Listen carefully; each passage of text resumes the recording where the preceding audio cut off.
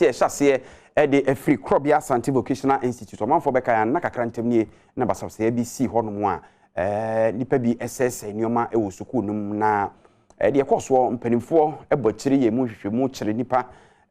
dodo na se odom befa mara no mu aduanan miensa edom kɔ court no ne de court tenase no wɔkira na se nipa aduanan miensa susu mu twaka e wabonefo sɛm akɔso no emunum entimi amepie court die ne baaye yemfa sɛm no nkire mu ento awso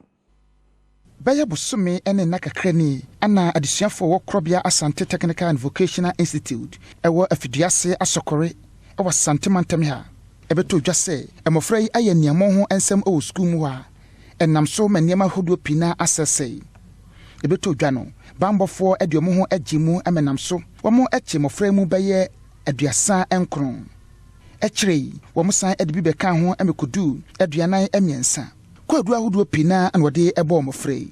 emra mofrey ebepiemu ewo court no na emu enum enka ho school for aduanan emiensa ana no mo hwe anim se ene day o mbeba court ha sei nanso emu enum anantimi ama de siye enya de a court no eni eje ho kra me no ka sei empanfo ade ato edwase ede o mbesa ahyemu biemu no wo mo ehwe sei aduanan miensa ni na no ebebe piemu e wa sokoroma mponkoto ase emranim ni a wotwitwa age emofrey lawyer Kwabena Jamfi ede tudwase wobehwe se awofo no de omo ema no beba court wo mra wo musan ebehyiamu e wo court biemu e wo eprabusu mini de toso ennan. Yeah, this is about the second time we've come on this case. As usual, it was called, and unfortunately 5 of the juveniles were absent.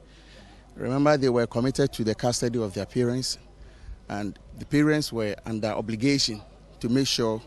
these juveniles do report in court. Unfortunately, they didn't come, and the court was not very happy about it. But we also understand some of them come from very far away places, and that is how come some of them are absent. Yeah. Nana awuku denchembo amani buni.